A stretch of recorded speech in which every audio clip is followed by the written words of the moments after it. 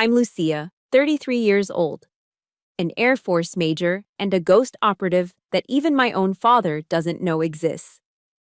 At MacDill Air Force Base, amidst 200 senior officers, the smell of stale coffee and suffocating silence filled the room as my father, General Neves, laughed right in my face.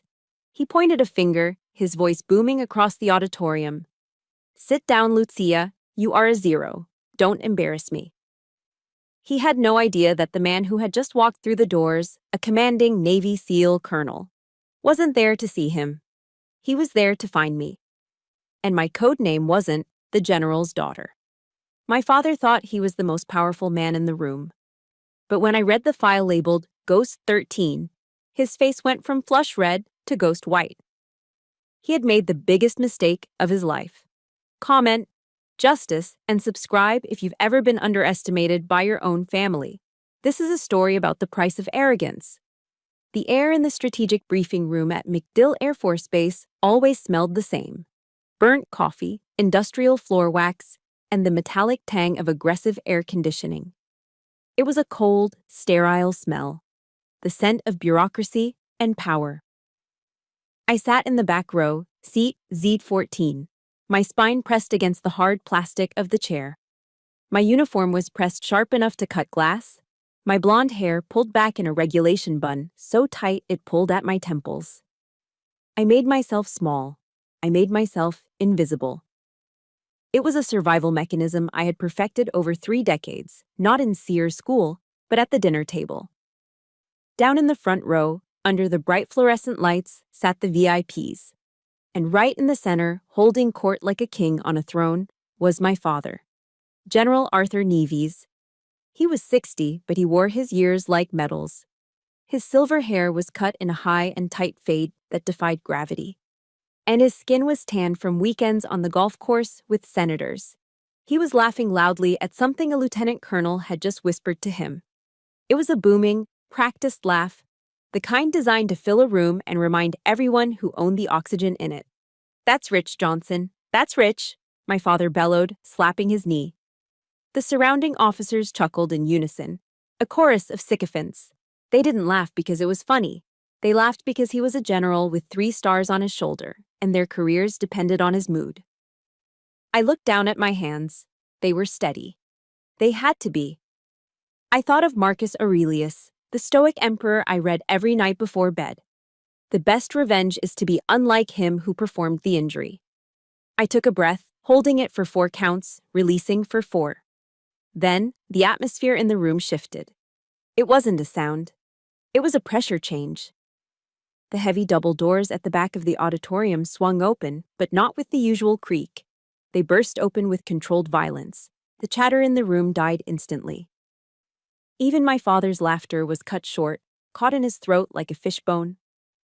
A man walked in. He didn't walk. He stalked.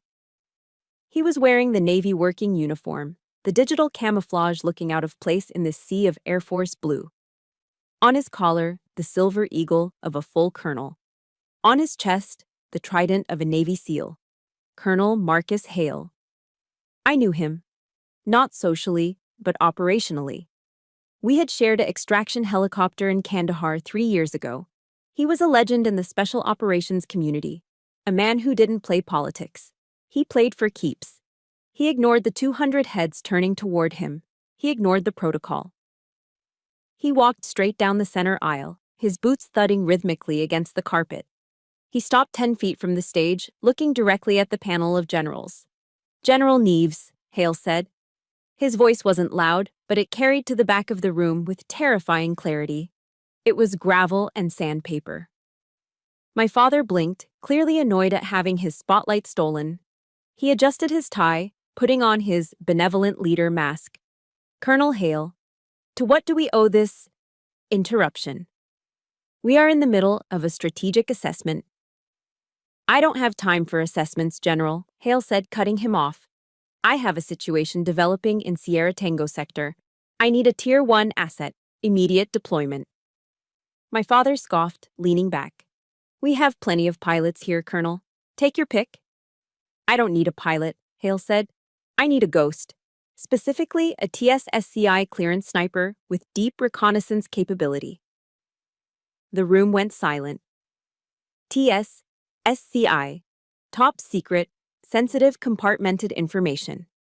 That wasn't just high clearance, that was doesn't exist clearance. Hale scanned the room, his eyes moving like a predator seeking prey. I was told the asset is in this room. My heart hammered against my ribs. Do it, Lucia. I didn't look at my father. I didn't look at the confused faces of the men around me. I focused on the exit sign above Hale's head. I stood up. The sound of my chair scraping against the floor echoed like a gunshot in a library. Heads turned.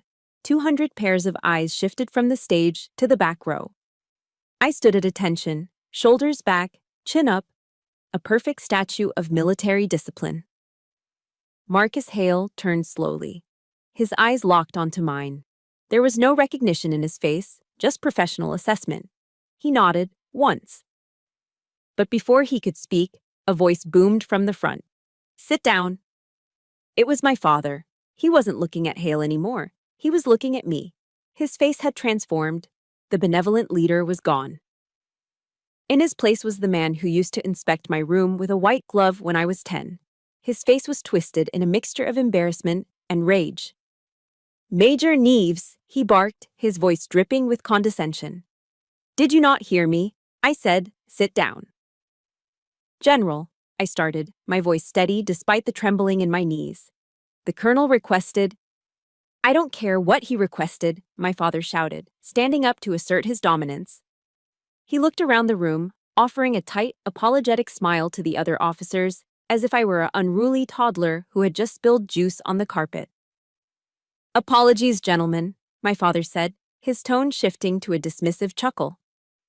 He pointed a finger at me, a finger that felt like a weapon. My daughter.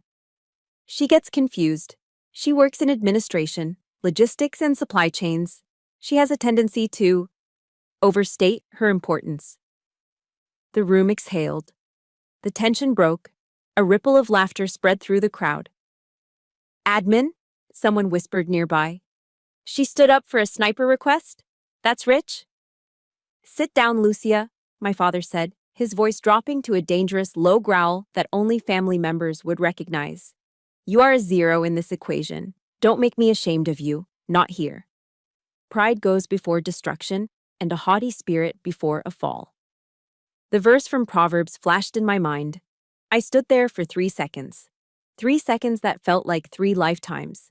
I felt the heat rising in my cheeks, not from shame, but from a cold, hard fury. He didn't just dismiss me, he erased me. To him, the uniform I wore was a costume. The rank on my shoulder was a decoration. I slowly lowered myself back into the chair. My father nodded, satisfied. He had put the dog back in the kennel. He turned back to Marcus Hale, flashing a winning smile. Now, Colonel, let's find you a real operator, shall we? But I wasn't looking at the floor anymore. I lifted my head and looked straight at my father's back. He turned his head slightly, catching my eye for a brief second before dismissing me again. That look. It was the same look of utter casual contempt. The look that said you are nothing. The look that said you are just a girl. The air conditioning hummed, cold and indifferent. But as I stared at the back of his head, the briefing room melted away. The smell of coffee faded, replaced by the smell of roast turkey and wood polish. I wasn't a 33-year-old major anymore. I was 18 years old again, sitting at the mahogany dining table in Virginia. And my father was looking at me with those exact same eyes. The glare. That was the bridge between the present and the past. As I sat in that sterile briefing room in Florida, staring at the back of my father's head, the cold hum of the air conditioner faded away. It was replaced by the smell of sage stuffing, roast turkey, and the heavy, suffocating scent of wood polish. I was transported back to the suburbs of Northern Virginia. I was 18 years old. It was Thanksgiving Day. Our house was a sprawling, colonial-style mansion with white pillars and a manicured lawn that looked like it had been cut with nail scissors. Inside, it was a museum of my father's ego. Framed photos of him shaking hands with senators, shadow boxes filled with his medals, and an American flag folded into a perfect triangle on the mantel. The dining room table was set with the good china, the kind we were terrified to chip. My mother had spent 3 days preparing the meal. The turkey was golden brown, the cranberry sauce was perfectly jellied, and the sweet potato casserole was steaming in the center. But the air was so cold you could see your breath. "Pass the gravy," my father said, not looking up from his plate. In the background, the Dallas Cowboys game was blaring from the living room TV, the roar of the crowd punctuating the silence at our table. I took a deep breath.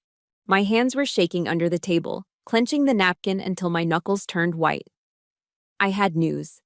Big news. I had been holding it in for weeks, waiting for the perfect moment. Surely, on a day of thanks, on a day of family, he would finally see me. "Dad," I started, my voice small. "I got the letter today."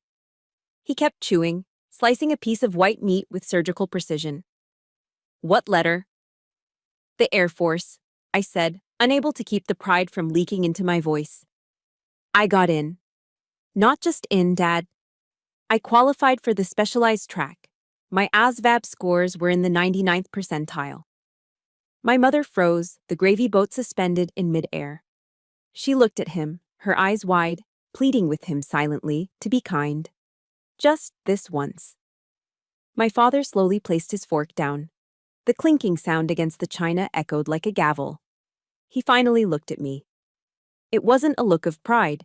It was a look of confusion, as if I had just told him I planned to become a circus clown.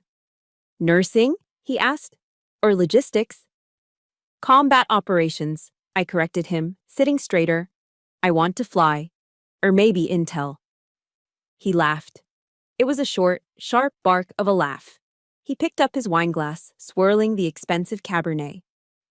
"Lucia, honey, let's be realistic. The military is a hard life. It's not for someone of your disposition. You want to help people? Be a nurse. Find a nice officer in the medical corps. Don't play soldier." My heart shattered. Just like that. "But Dad," I pushed, "my scores were higher than yours were when you enlisted." The temperature in the room dropped 10 degrees. "Scores are paper," he snapped. "War is blood. You don't have the stomach for it." He turned away from me, dismissing my entire future with a wave of his hand. He looked at my brother, Jason, who was sitting across from me. Jason, the golden boy. Jason, who had just dropped out of UVA because the pressure was too much and had spent the last 3 months sleeping on the couch and playing video games. "Jason," my father's voice softened instantly, becoming warm and fatherly. "How's the job hunt coming, son? No rush, you know. You need to find yourself. Take your time. We're proud of you for knowing your limits." Jason shrugged, stuffing a roll into his mouth. "Thanks, Dad." I looked down at my plate. The turkey looked like ash. The injustice burned in my throat like acid. Jason quit, and he was supported. I excelled, and I was dismissed. That night, while the rest of the house slept, I lay on the floor of my bedroom. I reached under my bed and pulled out an old Nike shoebox. This was my secret. This was my shame. Inside weren't love letters or diaries. Inside were ribbons. Blue ribbons from the local shooting range. Certificates for high scorer from the ROTC summer camp I'd attended without telling him. I ran my fingers over the gold foil of the awards. I had to hide them. Every time I had tried to show him a target sheet with a tight grouping, he would sneer. "Guns are for men, Lucia. A woman holding a rifle looks ridiculous. It looks desperate." So, I learned to hide my talent. I learned to be ashamed of the one thing I was truly gifted at. I shoved the box back into the dark, gathering dust with the monsters under the bed. I went downstairs for a glass of water. My mother was in the kitchen, scrubbing the roasting pan. Her hands were red and raw from the hot water. She looked tired. She always looked tired. "Mom," I whispered, "why does he do that? Why does he hate that I want to serve?" She sighed, not turning around. She kept scrubbing, the steel wool scratching against the metal. "He doesn't hate it, Lucia. He worries. He's from a different time. The old guard. He thinks he's protecting you." "He's not protecting me," I said, my voice trembling. He's erasing me. She turned off the water and dried her hands on a dish towel. She walked over and touched my cheek. Her hand was warm, but her eyes were empty. Don't cause a scene, honey. Please. For me? Just let him be the general. It's easier that way. The complicity of silence. She loved me, but she feared him more. That pattern never changed. It followed me out of that house and into the uniform. 3 years later, during advanced tactical training in the Mojave Desert, I took a bad fall during a night rappelling drill. I tore my rotator cuff and fractured 2 ribs. I was in the base hospital for 3 days. I didn't call him. I knew better. But my mother did. I waited for a call. A card, even a generic, "get well soon," with his signature stamped by a secretary. Nothing came. On the 4th day, as I was packing my bag to leave the hospital, my phone buzzed. A text message from Dad. My heart jumped. I was 21, a grown woman, a commissioned officer, yet I was still a desperate child waiting for a crumb. I opened the message. "Mom told me you got hurt. Told you it wasn't a playground. You've made your point. Resign your commission and come home. The neighbor's son, Patrick, is single. He's a lawyer. Time to get married and stop this nonsense." I stared at the screen until the backlight turned off, leaving me in darkness. He didn't ask if I was in pain. He didn't ask if I was okay. He saw my pain as an opportunity to prove himself right. He saw my broken bones as a sign that I should go back to the kitchen. If you have ever poured your heart into making someone proud, only to be met with cold indifference or criticism, please hit the like button and comment, "I am enough," below. Let's remind each other that our value isn't defined by anyone else's approval. I deleted the message. That was the night the sadness turned into something else. It turned into a cold, hard rock in the pit of my stomach. I stood in that hospital room, holding my injured arm, and asked myself the question that would haunt me for the next decade. Why am I still trying to prove myself to a man who is determined to be blind? If he wouldn't look at me when I was standing in the light, maybe I needed to go somewhere he couldn't look away from. Somewhere darker. Somewhere harder. I wasn't going to be a nurse. I wasn't going to be a lawyer's wife. I was going to become the thing he feared most. I was going to become a weapon he couldn't control. If you want to know what hell looks like, it isn't fire and brimstone. It's a drainage ditch in Georgia, 3 in the morning, with 40-degree mud seeping into your pores. I was 22 years old, lying prone in a ghillie suit that weighed 20 pounds when dry and 50 pounds when wet. I hadn't moved in 14 hours. My body was screaming. Every joint felt like it was being ground into dust. An ant was crawling across my eyelid, but I couldn't blink. If I blinked, the glint might give away my position to the spotters scanning the tree line with high-powered optics. This was sniper school. The washout rate was over 60%. For women, it was nearly impossible. Not because we couldn't shoot, women are actually statistically better shooters due to lower centers of gravity and patience, but because of the grit. My bladder was full. Painfully full.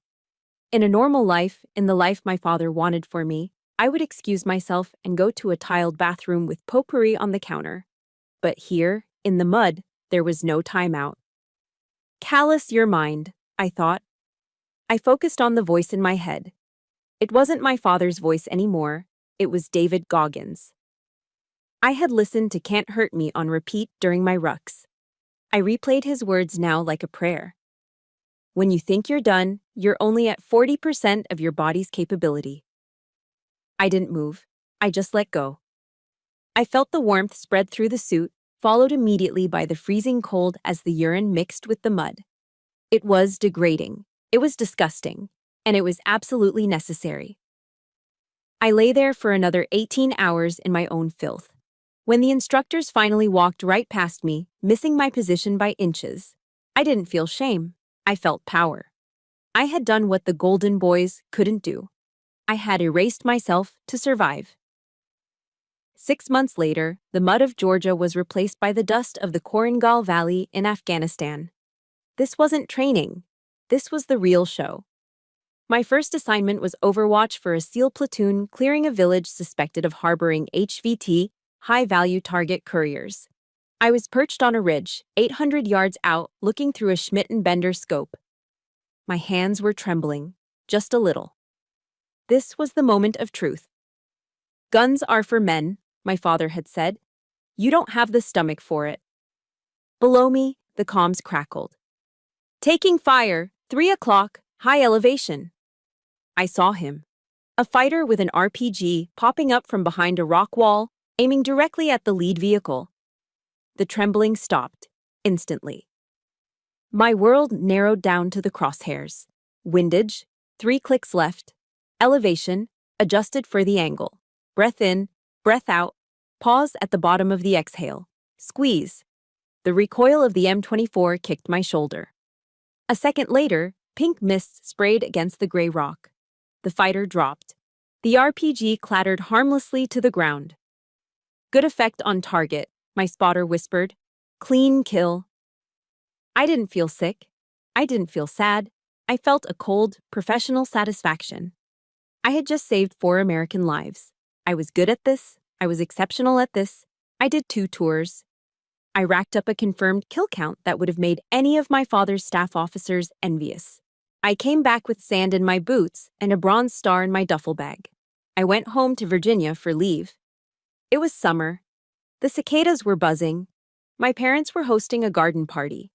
The lawn was perfect, the white wine was chilled, and the guests were the usual DC crowd. Lobbyists, contractors, and officers angling for promotions. I was wearing a sundress, covering the bruises on my shoulders from the rifle stock. I felt like an alien. The silence of the Hindu Kush was still ringing in my ears, but here, people were complaining about the humidity and the traffic on I-95. A woman approached me. Mrs. Gable, the wife of a senator. Lucia, darling, we haven't seen you in ages, she chirped, swirling her Chardonnay. Your father said you've been away. Where were you? I opened my mouth. I wanted to say, I was in the Petch River Valley, providing overwatch for the 101st Airborne. I haven't slept in a bed in 7 months. But before I could speak, my father's hand landed on my shoulder. It was heavy, possessive, and warning. She was in Europe, my father said loudly, smiling that practiced, charming smile. Backpacking, you know how millennials are. Finding herself in hostels in France and Italy. I froze. Mrs. Gable laughed. Oh, how wonderful. Paris in the spring is to die for. I looked at my father. He didn't look at me. He was already scanning the crowd for someone more important to talk to. He had lied. He had turned my service, my sacrifice, my blood and sweat into a vacation. Why? Because a daughter who kills terrorists doesn't fit the narrative of the general's sweet family. It was too messy, too masculine. It threatened his spotlight. I stood there, surrounded by power and wealth, and I realized I was invisible. I didn't correct him. I didn't make a scene. I just took a sip of my iced tea and let the lie settle over me like a shroud. That was the moment Lucia died, and Ghost was truly born. When I returned to base, my team started noticing something. I didn't hang out at the O Club. I didn't brag about my shots. I didn't tell war stories. I would do the job, file the report, and vanish. Where the hell is Neves? My CO asked one day after a mission briefing. Gone, sir, Marcus Hale, then a lieutenant commander, said, looking at the empty chair where I had been sitting seconds ago. She's like a ghost. You don't see her until she wants you to, and she's gone before you can thank her. Ghost. The name stuck. Later, when I got my top secret clearance and joined the Special Activities Division, I chose my call sign. Ghost 13. The number 13 was for bad luck. My father's bad luck. Because he thought he had buried me under his lies. He thought he had shamed me into silence. He didn't realize that by ignoring me, by forcing me into the shadows, he had given me the perfect cover. He had trained me to be invisible. And invisibility is a sniper's greatest weapon. The Rusty Anchor wasn't the kind of place you found on Yelp. It was a dive bar tucked away on a service road 3 miles outside the base's main gate. It had no windows. The floor was perpetually sticky with spilled domestic draft, and the air smelled like a combination of stale hops, lemon disinfectant, and sweat. To a civilian, it might have looked like a hole in the wall. To us, it was a cathedral. It was Friday night.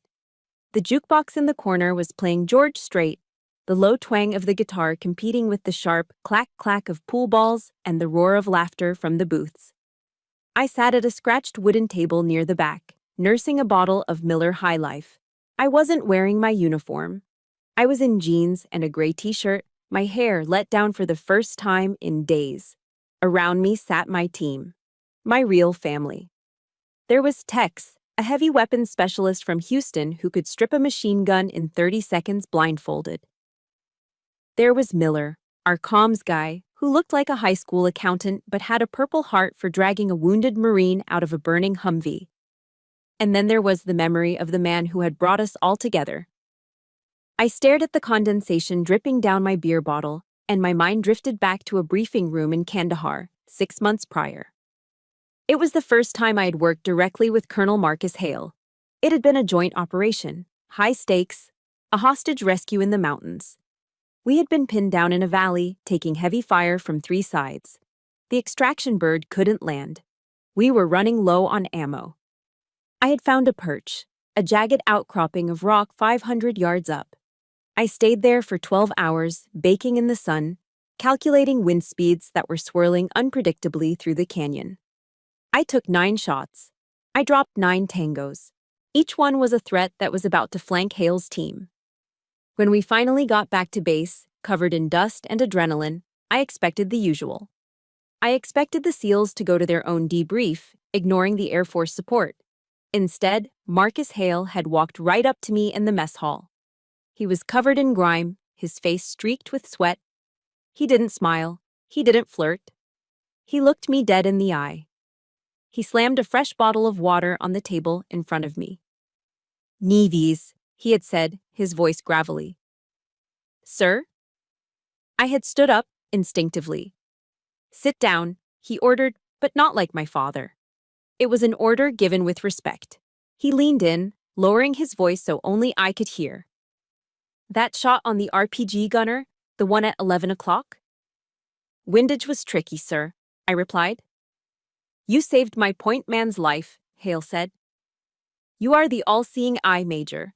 Without you up on that rock, we would have come home in body bags today." He clapped a heavy hand on my shoulder.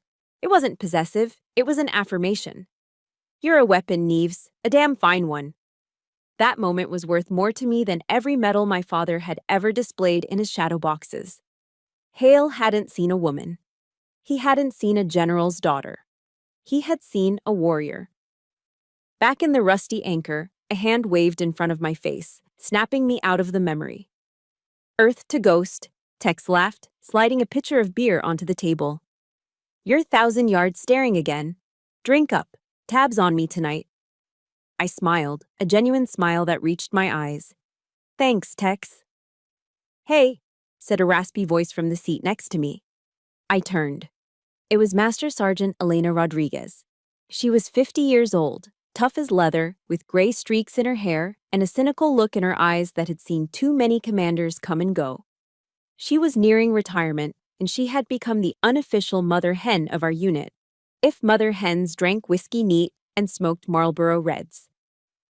Elena took a sip of her drink and looked at me with piercing intelligence. "I heard about the briefing today, about the promotion list." I stiffened. "I didn't make the cut for the command track. Again." "And let me guess," Elena said, her voice dropping. "Daddy Dearest had something to do with that?" I shrugged, tracing the rim of my bottle. "He says I'm not ready. He says I need more administrative experience. He thinks the field is making me rough." Elena scoffed, blowing a plume of imaginary smoke. She leaned in close, her tone shifting from casual to intense. "Listen to me, Lucia. I've served under men like Arthur Neves for 30 years. I know the type." She pointed a calloused finger at my chest. "He isn't blind. He knows exactly how good you are. That's the problem." I frowned. "What do you mean?" "He's jealous," Elena whispered. "He's an old guard officer. He made his rank shaking hands and playing golf. You? You make your rank in the dirt. You have respect. Real respect. The kind he can't buy. Don't let the old man's shadow block your sun, kid. He's terrified that one day you're going to outshine him. Her words hit me like a physical blow. Jealous? My father? The great general? It seemed impossible. Yet, as I looked around the table at Tex and Miller laughing, at the way they treated me as an equal, as a vital part of the machine, I realized Elena might be right. Here, I was Ghost 13. I was essential. My phone buzzed violently on the table, rattling against the wood. The screen lit up. The name, Dad, flashed in bright, demanding letters. The laughter at the table seemed to fade. The warmth of the bar evaporated. I reached for the phone, my stomach tightening into a knot. I opened the text. Be home by 800 tomorrow. Mom is stressing about the BBQ for the senator. The cleaning crew missed the downstairs bathroom and the patio furniture needs scrubbing. Wear something nice. No camo. I stared at the words. Scrubbing patio furniture. I was a Tier 1 asset. I was the all-seeing eye capable of hitting a target from a mile away. My hands, which had saved Navy SEALs from death, were being summoned to clean toilets and wipe down chairs because my father wanted to impress a politician. The irony was so sharp it tasted like blood in my mouth. Tex looked over, seeing the change in my expression. Bad news. Recall order? I looked at him. I looked at this family of misfits who would take a bullet for me. Then I looked back at the phone. No, I said, my voice quiet. Just a reminder of my place. I picked up my beer and drained it in one long swallow. The bitterness of the hops matched the bitterness in my heart. I have to go, I said, standing up. I have duty tomorrow. Duty? Miller asked. It's Saturday. Yeah, I said, grabbing my keys. Janitorial duty. I walked out of the warmth of the rusty anchor and into the humid Florida night. Behind me, the music played on. Ahead of me lay the mansion, the BBQ, and the man who wanted to turn a wolf into a golden retriever. But Elena's words echoed in my mind with every step. He's terrified that one day you're going to outshine him. Maybe it was time to stop cleaning the furniture and start flipping the table. It was exactly 7 days before the incident in the briefing room. 1 week before the world would learn the name Ghost 13. The setting was the Officers' Club at Langley Air Force Base. It was the annual gala, a night where the air smelled of expensive cologne, prime rib, and the desperate sweat of colonels trying to make general. The lighting was dim, the jazz band was playing a soft rendition of Fly Me to the Moon, and the room was filled with the clinking of crystal glasses. I arrived at 1900 hours sharp. I had spent an hour in front of my mirror preparing. I wasn't wearing a cocktail dress. I wasn't wearing pearls. I was wearing my service dress blues. My uniform was immaculate. The silver oak leaves of my major rank gleamed on my shoulders. My ribbon rack, though I kept the most sensitive operations off of it, was still impressive. 3 rows of commendations that represented blood, sweat, and sand. I felt proud. For the first time in a long time, I felt like I belonged in this world. I spotted my father across the room. He was holding court near the open bar, surrounded by a senator and 2 defense contractors. He looked the part of the distinguished statesman. Tuxedo perfectly tailored, a scotch in one hand, a cigar in the other. I walked over, shoulders back. Good evening, General. He turned. His smile, which had been beaming at the senator, vanished the second his eyes landed on me. He looked me up and down, his lip curling in distaste. Lucia, he said, his voice dropping so the others couldn't hear. What are you wearing? I blinked, confused. It's a military gala, Dad. This is the appropriate uniform. For a man, he hissed. You look like a damn chauffeur. I told your mother to buy you that blue silk dress. The one that actually shows you have a figure. He sighed, shaking his head as if I had personally insulted him. God, you make it so hard to help you. Senator Miller brought his son tonight. He's an investment banker. I wanted to introduce you. How am I supposed to sell him on this? He gestured vaguely at my uniform, at the medals on my chest, as if they were a stain. My stomach twisted. I wasn't a daughter to him. I wasn't an officer. I was livestock to be traded. I'm not here to find a husband, General, I said stiffly. I'm here to represent my unit. Before he could retort, a young lieutenant approached us. It was Lieutenant Evans, a kid from my intel team. He saw me and immediately snapped to attention. Good evening, Major Nieves, Evans said, his voice full of genuine respect. He didn't see a woman in a costume. He saw his superior officer. My father's eyes narrowed. He hated it. He hated seeing someone respect me without his permission. At ease, Lieutenant, my father interrupted, stepping between us. He placed a hand on my shoulder, heavy, patronizing. He smiled at Evans, but it was a shark smile. Lucia isn't on duty tonight, son. She's just here as my daughter. He turned to me, his grip tightening on my shoulder. Sweetheart, the senator's glass is empty.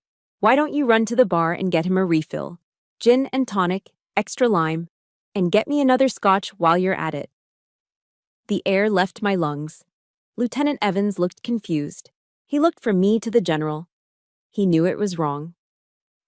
You don't ask a field-grade officer to fetch drinks like a waitress. Dad, I whispered, my face burning. There are servers for that. I asked you to do it, my father said, his voice raising just enough for the surrounding circle to hear. Go on, little Lucia. Make yourself useful. Don't just stand there looking stiff. The senator chuckled, oblivious to the power play. A gin and tonic would be lovely, dear. I stood there for a heartbeat. I could see Lieutenant Evans looking at the floor, embarrassed for me. I could feel the eyes of the other officers, my rank, my experience, my sacrifices. They were all stripped away in seconds. To him, I was just the help. I swallowed the rage that tasted like bile. Yes, sir. I walked to the bar. My legs felt heavy, the walk of shame. I ordered the drinks, the bartender giving me a sympathetic look that made it 10 times worse. I carried the crystal glasses back across the room, feeling like every step was a betrayal of the uniform I wore. I handed the senator his drink. I handed my father his scotch. Good girl, my father said, patting my cheek. See? That wasn't so hard. I turned to leave, needing air, needing to scream. But my father grabbed my elbow. His grip wasn't fatherly now. It was painful. He steered me away from the group, toward a secluded alcove near the kitchen entrance. He leaned in close. The smell of expensive scotch on his breath was overpowering. The mask of the benevolent general was gone. His eyes were cold, hard flint. I saw that look in your eye, he whispered, his voice a low growl. Don't you ever embarrass me like that again. Don't you ever hesitate when I give an order. I pulled my arm away. You humiliated me. In front of my subordinate. Humiliated you? He laughed, a cruel, dry sound. You have no status unless I give it to you. You think those medals mean anything? You think that rank means anything? I made calls to get you into the academy. I made calls to keep your record clean. You are my creation, Lucia. He leaned closer, his face inches from mine. And remember this. I made you. I can break you. I can strip those oak leaves off your shoulder with one phone call. So, know your place. You are my daughter first, an officer second, and only when I say so. He straightened his tuxedo jacket, smoothed his tie, and the mask clicked back into place. Now, go fix your face. You look emotional. It's unbecoming. He walked back to the party, leaving me standing alone in the shadows of the hallway. I drove home in silence. I didn't turn on the radio. I didn't cry. The tears wouldn't come. I was past sadness. I was in a place far colder than sadness. I walked into my apartment and went straight to the bathroom. I turned on the harsh vanity lights. I looked at myself in the mirror. I looked at the woman in the blue uniform. I saw the marks on my arm where he had grabbed me. I realized something in that moment. He didn't just want to control me. He wanted to own me. He believed I was his property. And as long as I sought his approval, as long as I played by his rules, I was his property. If you have ever had your hard-earned achievements dismissed by the very people who should be proud of you, please hit the like button and comment. I define my own worth below. Let's show the world that we are not defined by anyone's opinion but our own. I unbuttoned my collar. I took off the uniform jacket and hung it carefully. I made you. I can break you. I repeated his words to the empty room. No, Dad, I whispered to my reflection. You didn't make me. The Air Force made me. The war made me. The pain made me. And he couldn't break me. Because you can't break a ghost. Next week was the strategic briefing at MacDill. He would be there. I would be there. I washed my face with cold water. When I looked up, the scared daughter was gone. Ghost 13 stared back. Next time, I vowed, I won't fetch the drinks. Next time, I bring the storm. Sit down, Lucia. You are a zero. Don't embarrass me. My father's voice was still echoing off the acoustic tiles of the briefing room walls. The laughter of the sycophants, the lieutenant colonels and majors who built their careers on laughing at my father's jokes, was still rippling through the air. It was the moment I had feared my entire life. Public humiliation. The stripping of my dignity in front of the very people I served with. But something strange happened. I didn't shrink. I didn't crumble. I didn't look at my shoes, or apologize, or scurry away like the mouse he wanted me to be. I felt calm. It was the kind of calm you feel right before you squeeze the trigger. The world slowed down. The ambient noise, the hum of the server racks, the rustle of papers, the snickering, faded into a dull buzz. I kept standing. My posture was perfect.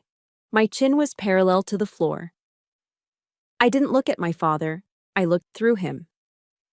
My eyes were locked on the Navy SEAL standing 10 feet away. Colonel Marcus Hale hadn't laughed. He hadn't moved. He was staring at me with an intensity that burned hotter than the fluorescent lights. Major! My father barked, his face flushing a dangerous shade of purple. He took a step toward me, his hand raised as if he were about to strike a disobedient child. I gave you a direct order. Sit down before I have the MPs drag you out of here for insubordination. The room went deadly silent. The laughter died instantly. Threatening a field officer with military police in a briefing was a step too far, even for General Neves. The air grew heavy, charged with a static electricity that made the hair on my arms stand up. Marcus Hale moved. He didn't step toward my father. He stepped between us. He turned his back on the general, a breach of protocol so flagrant it drew a gasp from the front row. Hale looked directly at me. Major Neves. Colonel, I replied, my voice steady, betraying none of the adrenaline flooding my veins. I asked for a specific asset, Hale said, his voice low and dangerous. I was told the asset was in this room. Are you claiming that identity? My father sputtered behind him. Colonel, I don't know what game you're playing, but my daughter is a logistics officer. She orders paper clips and schedules fuel trucks. She is not— Silence, Hale roared. The word cracked like a whip. My father froze, his mouth hanging open. No one told Arthur Neves to be silent. Not in his own base, not in his own kingdom. Hale didn't even turn around. He kept his eyes on me. I'm asking you a question, Major. Status and identifier? This was it, the point of no return. I took a breath. I let go of the daughter who cleaned patio furniture. I let go of the girl who hid ribbons under her bed. Ghost 13, I said. The name hung in the air. Sector? Hale asked. Sierra Tango, I replied. Hindu Kush Operation, Valley of Death. Overwatch for Team 6. Hale nodded, his expression unreadable. And your clearance level? I paused for a fraction of a second. I let my eyes drift to my father, who was standing there, blinking rapidly, his face a mask of confusion. Level 5, I said clearly. Yankee White, Special Access Program. The reaction was immediate, and it was catastrophic. My father's hand, holding his glass of water, began to tremble. Water sloshed over the rim, dripping onto his polished shoes. Level 5. He knew what that meant. Every officer in that room knew what that meant. My father was a 3-star general. He had level 3 clearance, top secret. He thought he was God. But level 5? That was the stratosphere. That was need to know so high that even generals weren't read in unless they were specifically required for the mission. It meant I reported to Shadows. It meant I knew things that would put him in prison if I whispered them in his ear. That's, that's impossible, my father stammered, his voice losing all its boom. He looked around the room, desperate for an ally. She's lying. She's delusional. She works in supply. He looked at his chief of staff, a man named Colonel Roar. Tell him, Roar. Tell him she's just a paper pusher. But Colonel Roar wasn't looking at the general. He was looking at me, and for the first time in 10 years, he wasn't looking at me with pity. He was looking at me with awe. Sir, Roar said quietly, if she knows the Sierra Tango designator, we don't have access to those files. That's black ops.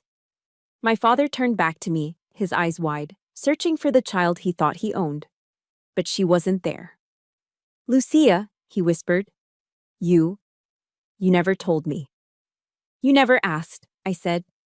You were too busy telling everyone I was backpacking in Europe. A murmur erupted in the room. 200 officers began whispering at once. Did you hear that? Ghost 13, the sniper from the Korengal Valley? The general didn't know. How could he not know his own daughter is a Tier 1 operator? He treated her like a secretary. The realization hit them like a shockwave. The man they feared, the man who projected an image of all-knowing power, was a fool in his own house. He was the emperor with no clothes. Marcus Hale checked his watch. He was done with the drama. He had what he came for. We have a bird spinning on the tarmac, Hale said to me. Wheels up in 10 mics. You have your gear? Always, I said. It's in the trunk of my car, SOP. Get it, Hale ordered.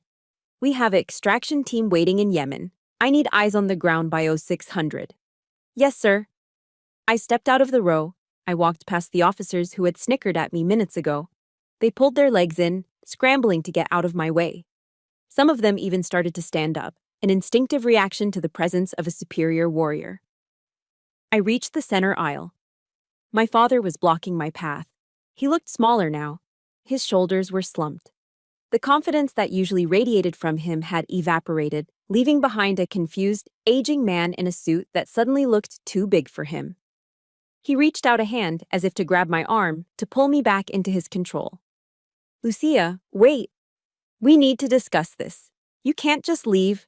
I forbid. I didn't flinch. I didn't pull away. I just stopped and looked at him. I looked at the wrinkles around his eyes. I looked at the fear behind his bluster. For years, I had wanted to scream at him. I had wanted to rage, to list every injustice, every insult, every time he made me feel small. I thought this moment would feel like vengeance. I thought I would feel angry. But I didn't. I felt pity. He had spent his whole life building a shrine to himself, chasing rank and status, convinced that power came from the stars on your shoulder. He had missed the greatness standing right in front of him. He had missed me. You don't have the clearance to discuss this, General, I said softly. The words were a blade, but I delivered them with the gentleness of a nurse. Lucia, his voice cracked. Goodbye, Dad, I said. Enjoy your meeting. I walked past him. I walked toward the heavy double doors where Colonel Hale was waiting. The bright Florida sunlight was pouring in from the outside, blinding and white. As I crossed the threshold, I heard the sound of a glass shattering against the floor. I didn't turn back. I walked out of the air-conditioned nightmare and onto the tarmac. The heat hit me, smelling of jet fuel and freedom. The rotors of a Black Hawk helicopter were already spinning, cutting the air, waiting to take me to a war where the bullets were real, but the enemies were honest. I was done fighting for his approval. Now, I was fighting for my life. And for the first time, I liked my odds. The coordinates didn't exist on any civilian GPS. We were at a black site, dug deep into the rocky terrain of Yemen, somewhere north of the Hadramaut Mountains. The air here was different from Florida. It didn't smell like floor wax and old coffee. It smelled of diesel, burning trash, and the ozone tang of high-voltage electronics. I sat in the Tactical Operations Center, TOC, a temporary structure reinforced with sandbags and Kevlar sheeting. The hum of cooling fans from the server racks was the only constant sound. On the wall, a bank of high-definition monitors showed drone feeds. grainy, green-tinted views of a village 3 miles away. I wasn't wearing my service dress blues anymore. I was wearing multicam fatigues, dusty and smelling of sweat. My hair was braided back tight against my scalp. In front of me sat the instrument of my trade, a Che-Tak M200 intervention. It wasn't just a rifle, it was a mathematical certainty. It fired a 408 round that could remain supersonic beyond 2,000 yards. "Ghost," a voice crackled in my earpiece. It was Marcus Hale. He was on the ground, leading a 4-man SEAL element through the labyrinth of mud brick houses in the valley below. "We are pinned. Sniper in the minaret. Sector 4. Do you have a solution?" I leaned into the scope. My world narrowed to a circle of glass. I found the minaret. I saw the heat signature of the enemy shooter. He was good.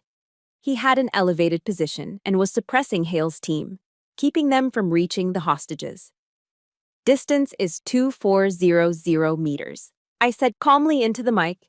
2,400 meters. That was over a mile and a half. In the briefing room back at MacDill, I was little Lucia, the girl who fetched gin and tonics. Here, I was God. No one in the Tussie asked who my father was. No one cared about my gender. They didn't care if I was pretty or if I should smile more. They cared about one thing. Could I do the math? "Wind is full value, left to right, 8 miles per hour," I muttered to myself, my fingers adjusting the turrets on the scope. Click.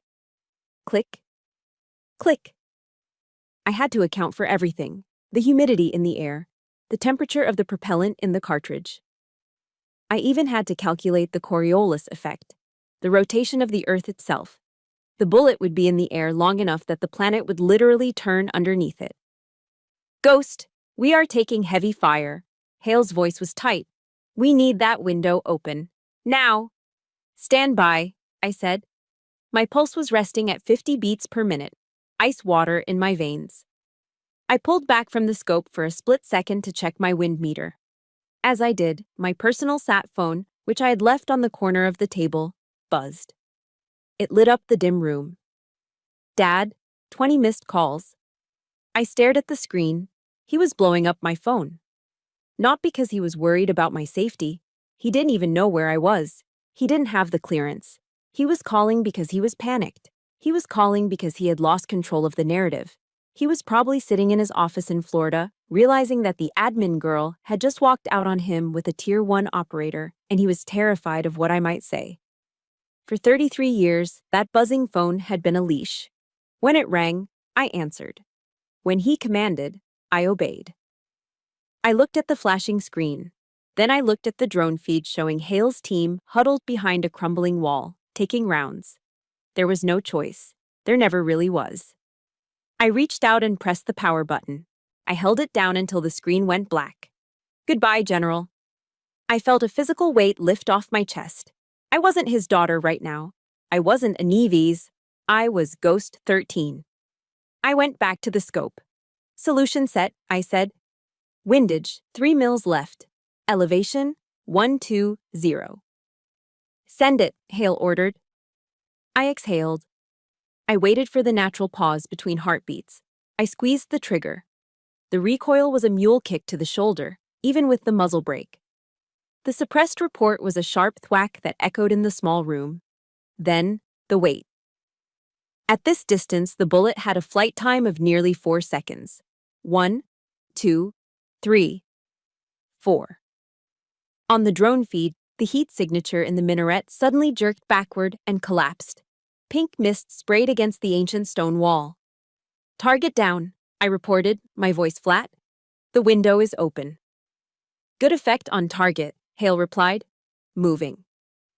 I watched on the screen as Hale's team breached the building.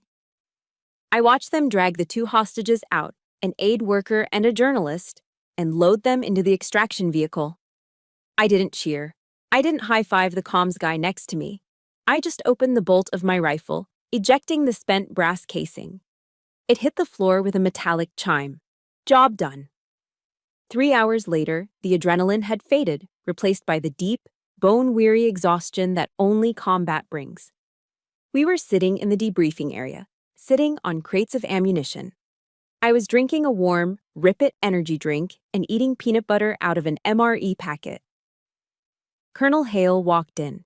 He was still covered in the dust of the valley. He walked over to where I was sitting. He didn't say anything at first. He just handed me a piece of paper. It was a draft of the after-action report, AAR, he was sending to the Joint Chiefs. I read the highlighted section. Objective achieved with 0 friendly casualties. Success of the mission is directly attributed to the precision support provided by Asset Ghost 13. Major Neves demonstrated superior technical capability and tactical judgment under extreme pressure. She is the most valuable asset of this operation. I looked up at him. You didn't have to write that, I said. Hale cracked open a can of dipping tobacco, packing his lip. I didn't write it to be nice, Neves. I wrote it because it's the truth. In my world, you get what you earn. And today? You earned every inch of that bird on your collar. He looked at my blacked-out phone sitting on the crate next to me. Everything okay on the home front? He asked. He knew. Of course, he knew. He had seen the show in the briefing room. It's quiet, I said, looking at the dark screen. For the first time in my life, it's finally quiet. Good, Hale said, standing up. Keep it that way. You can't aim if you're looking over your shoulder. I watched him walk away. I picked up the spent brass casing from the floor, the shell from the shot that saved them. I rolled it between my fingers. It was heavy. It was real. My father could have his medals.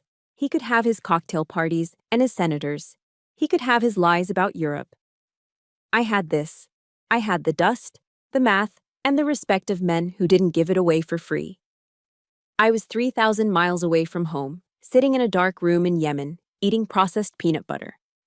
And for the first time in 33 years, I didn't feel like a disappointment. I felt like a soldier. While I was lying in the dust of a Yemeni valley, waiting for a target to show his face, a different kind of war was being fought back home in Florida.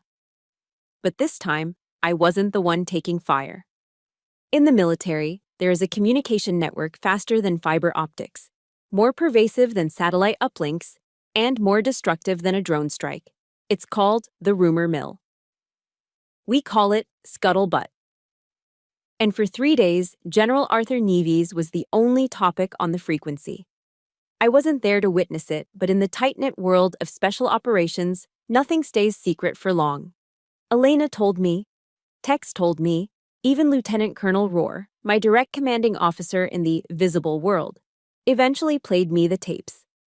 The story of the briefing room incident didn't just walk out the door, it sprinted. It moved from the E-ring of the Pentagon down to the enlisted gym where privates were racking weights. The narrative was brutal in its simplicity. The general didn't know. For a man whose entire brand was built on total situational awareness and family values, this was a death sentence. The whispers in the hallways were no longer filled with fear. They were filled with ridicule. He tried to order a Tier 1 asset to sit down. He told a ghost to fetch him coffee. How can the man run a strategic command if he doesn't even know what his own daughter does for a living? The illusion of his omnipotence had shattered. But my father, being the narcissist he was, didn't go down quietly. He tried to claw back control the only way he knew how, by bullying. The day after I deployed, he made the call. I later listened to the recording in Lieutenant Colonel Rohr's office. It was a masterclass in desperation. The recording started with the sharp, aggressive tone of a man used to getting his way. Colonel Rohr, my father's voice barked through the speaker. I want the personnel jacket for Major Lucia Neves on my desk. Hard copy, unredacted, within the hour. Rohr's voice was calm, the voice of a man who knew he held the winning hand. General, you know I can't do that. Excuse me, my father snapped. I am a 3-star general. I am the base commander. I am her father. Do not quote protocol to me, Colonel. I want to see her file. I want to see this ghost designation. I want to know who authorized it behind my back. There was a pause on the line. I could imagine Rohr leaning back in his chair, staring at the ceiling. Sir, Rohr said, his voice dropping an octave, becoming deadly serious. Major Neves is currently assigned to a special access program under the jurisdiction of JSOC and the CIA. Her file is classified top secret SCI with a Yankee white designator. It is locked in a SCIF at the Pentagon. I have top secret clearance, my father shouted. The desperation was leaking into his voice now. He sounded shrill. You have level 3 clearance, General, Roar corrected him. Ghost 13 is a level 5 asset. You do not have the need to know. Access is strictly compartmentalized. Unless you have assigned authorization from the Secretary of Defense or the President, I cannot grant you access. And frankly, sir, neither can I. This is insubordination, my father roared. I will have your stars, Roar. I will have you scrubbing latrines in Alaska. I made you, and I can. And then, the kill shot. Roar interrupted him. He didn't shout. He spoke with the cold, metallic precision of a machine. General Neves, I must remind you that this line is recorded for security purposes. Any attempt to coerce a subordinate into revealing classified information regarding active clandestine operatives is a felony under the Espionage Act. Are you ordering me to commit a felony, General?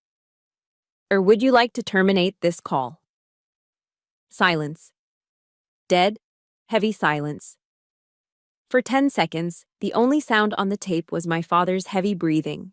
He was trapped. He was a man who had used rules to crush others his entire life, and now the rules had turned around and bitten him in the throat. Click. He hung up. But the humiliation didn't end in the privacy of his office. It spilled out into the officers' club, the O Club, the very place where he had tried to reduce me to a waitress just a week before. Elena described the scene to me later. It was lunchtime, the Wednesday after the incident. Usually when General Neves walked into the O Club, it was like the Red Sea parting. Officers would stand, conversations would hush, and a line of people would form to shake his hand, hoping some of his power would rub off on them. That Wednesday, he walked in. He was wearing his dress uniform, every metal polished, trying to project business as usual. He walked to his usual table near the window, the power table.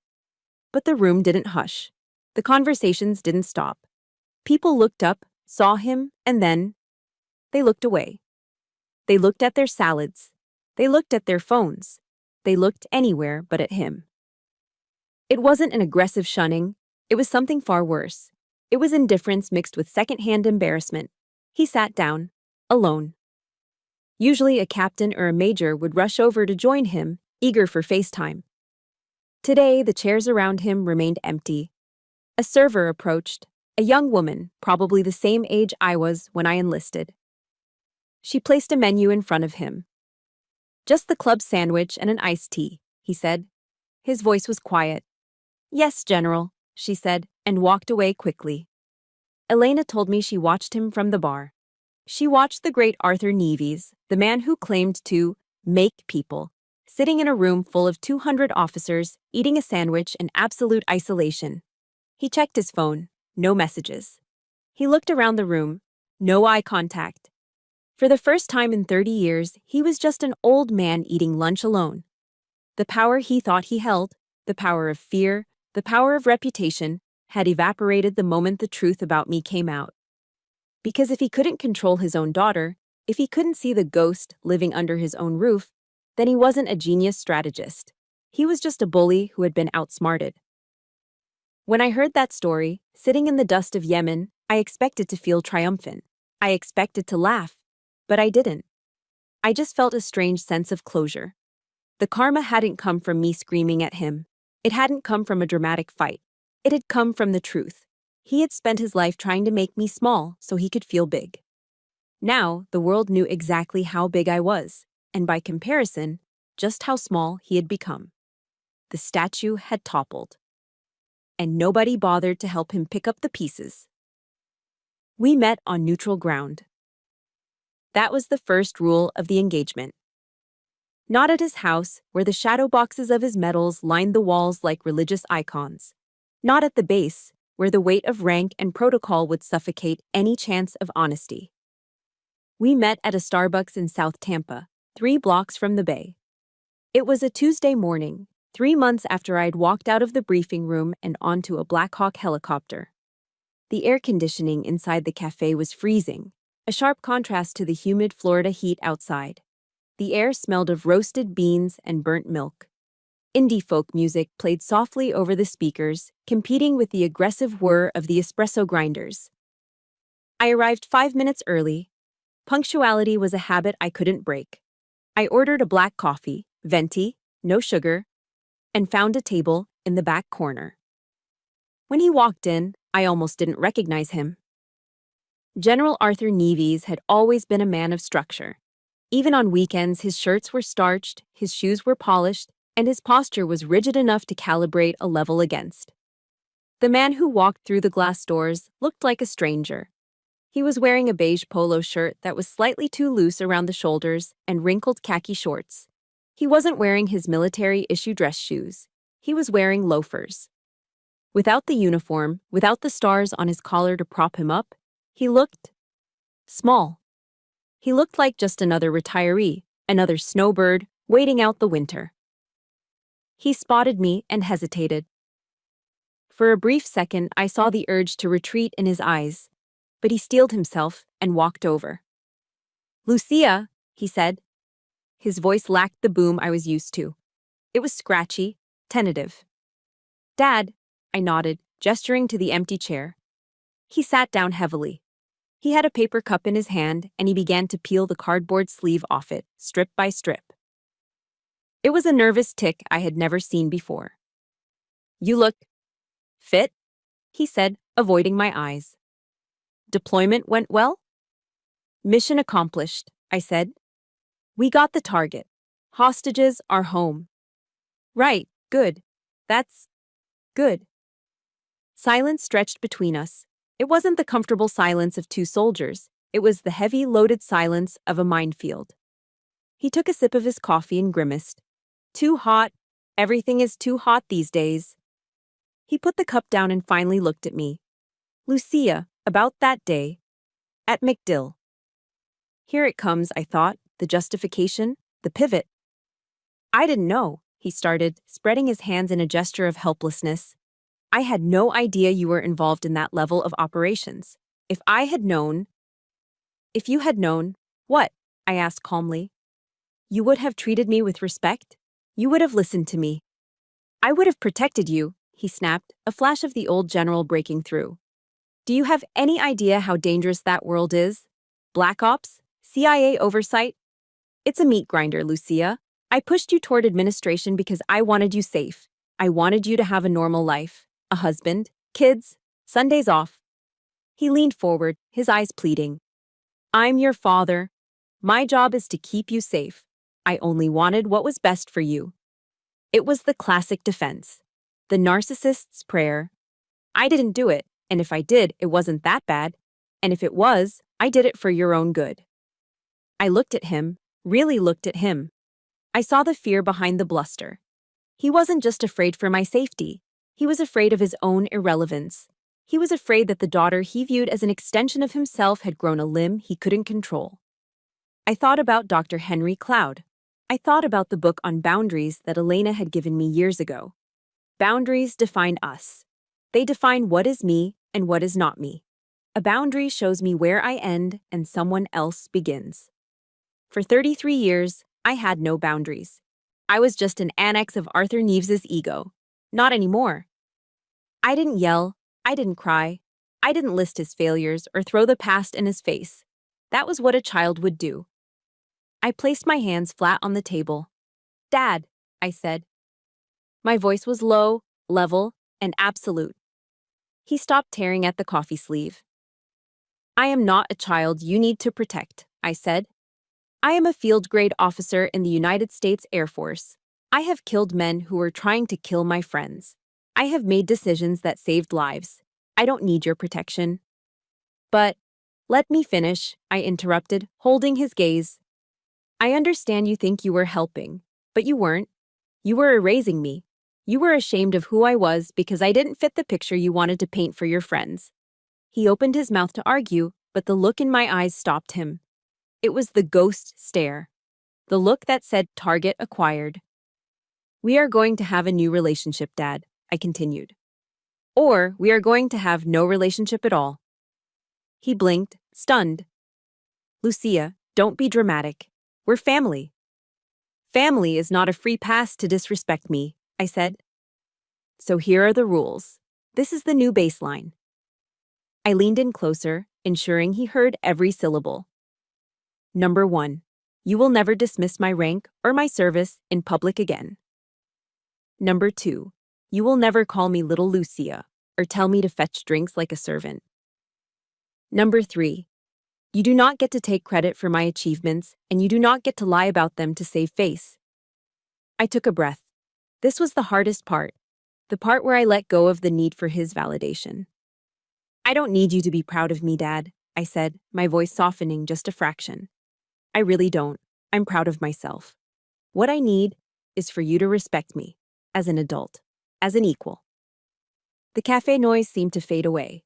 The grinder stopped. The indie music lulled. My father sat there, frozen. He looked at me as if he was seeing me for the very first time. He looked for the desperate little girl who used to hide ribbons under her bed. He looked for the teenager who begged for his attention at the dinner table. They were gone. Sitting across from him was a woman who didn't need him. And that realization seemed to age him another 5 years right in front of my eyes. He looked down at his coffee cup, now shredded and cold. He took a long, shaky breath. He started, his voice cracking. He cleared his throat. I didn't realize how much I had missed. It wasn't a full apology, it wasn't a confession of guilt, but for a man like Arthur Neves, it was a white flag. He looked up at me. The arrogance was gone. In its place was a quiet, resigned acceptance. Respect, he repeated the word, tasting it. Okay, Lucia. He nodded. It was a slow, deliberate nod, a salute without the hand. Okay, I echoed. I finished my coffee. It was cold and bitter, but it tasted like victory. I stood up. I have to get back to base. We have a briefing at 1400. He stood up too, out of habit. Right, duty calls. There was an awkward moment where a hug might have happened in a Hallmark movie, but this wasn't a movie. We didn't hug. We didn't cry. The distance between us was still there, vast and full of old scars, but at least now there was a bridge. A narrow, fragile bridge built on boundaries. Drive safe, Major, he said. I paused. He had called me Major. Not sweetheart, not honey, Major. You too, Arthur, I said. I didn't call him Dad. Not right then. I called him by his name, acknowledging him as a man, flawed and human, just like me. I turned and walked out of the Starbucks. I pushed open the door and stepped into the blinding Florida sun. The heat wrapped around me, but I didn't mind. I walked to my car, unlocked the door, and sat in the driver's seat. I checked the rearview mirror. I could see him through the window of the cafe, sitting alone at the table, staring at the empty chair where I had been. I put the car in gear and drove away. I hadn't won a war. I hadn't destroyed him. I had done something much harder. I had redefined the terms of peace, and for the first time in my life, I was free.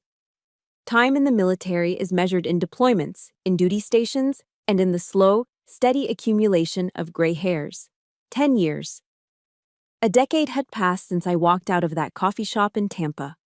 A decade since I drew a line in the sand and dared my father to cross it.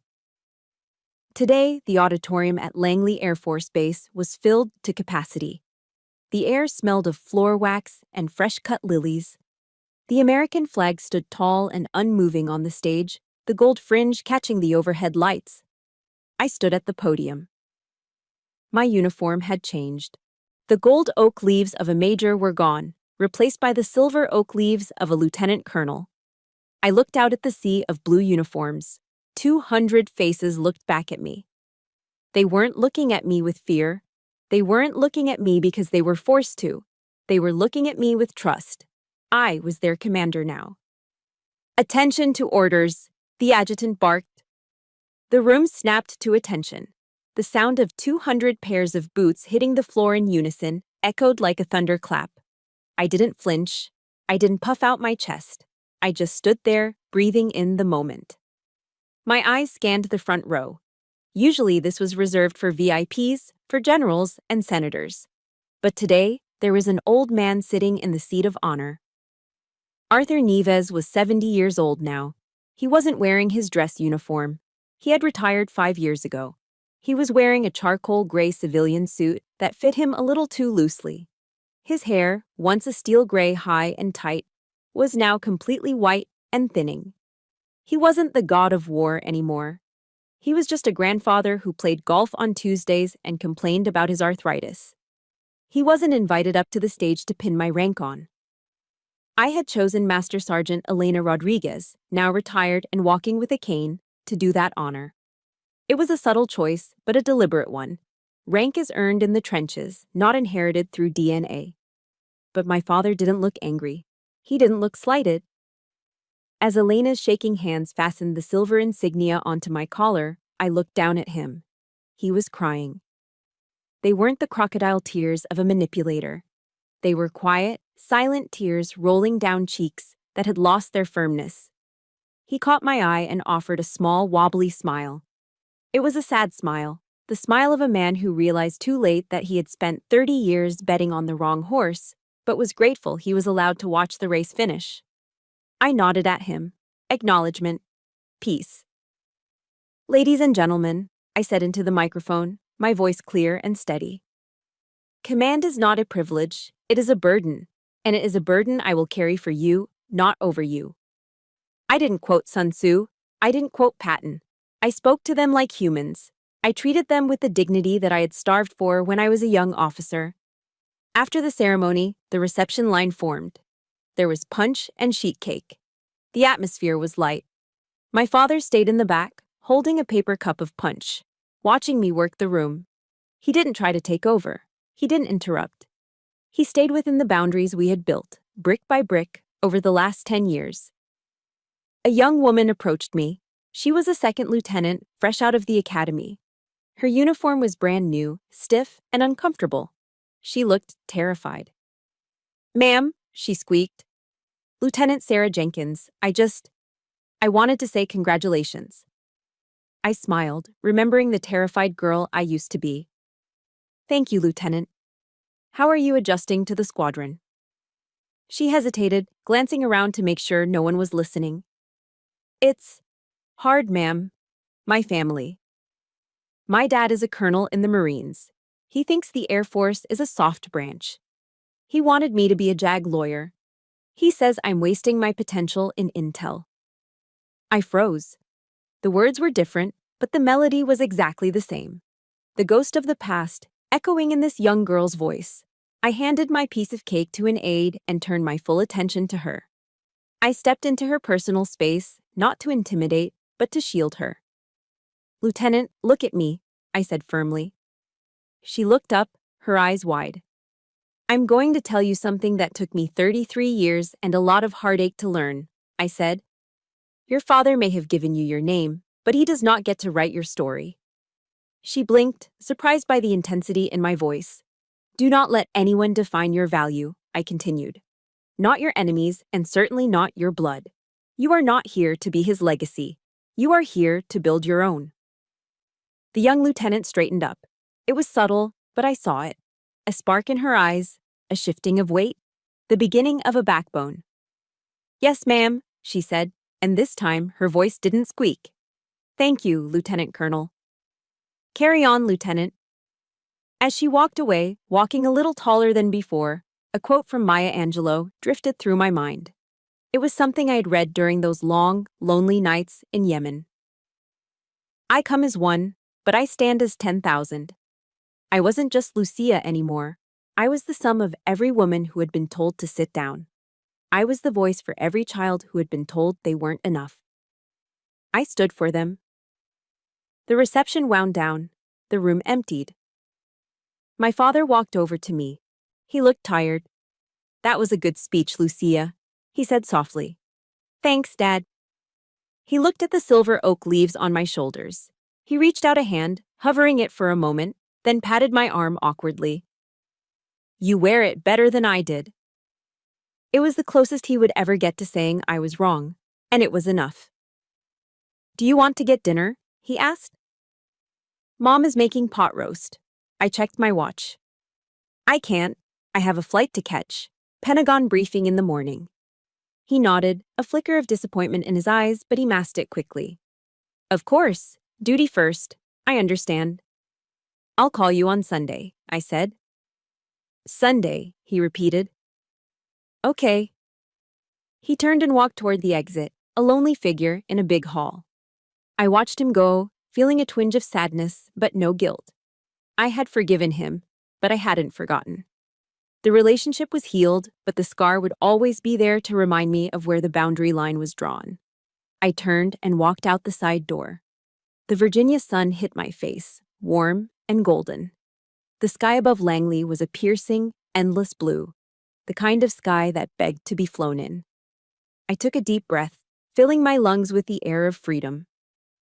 I wasn't little Lucia. I wasn't even Ghost 13 anymore. That was a name for the shadows, for a woman who had to hide her greatness to survive. I walked toward my car, my heels clicking rhythmically on the pavement. I didn't need to hide. I didn't need to vanish. My name is Lucia Nieves. I am a lieutenant colonel in the United States Air Force, and for the first time in my life, I wasn't running away from anything. I was flying. If there is one thing I want you to take away from my journey, it is this. You hold the pen to your own life story. For years, I let my father hold the pen. He wrote me as a victim, a disappointment, and a shadow. But the moment I took that pen back, I realized I wasn't any of those things. I was a warrior. Please remember that setting boundaries with toxic family members isn't an act of hate. It is an act of radical self-love. You do not need their permission to be great. You do not need their apology to move forward. Your value is not a gift they give you. It is a fortress you build yourself. Now, I want to hear from you. We all have a General Nieves in our lives, someone who tried to keep us small so they could feel big. But look at you. You are still here. You are still standing. If my story resonated with your heart, please hit that like button. It helps other ghosts find this message of hope. And in the comments below, I want you to make a declaration. Type, I am the commander. Own your life. Own your future. Don't forget to subscribe to the channel for more true stories of justice and resilience. Until next time, stay strong and keep flying.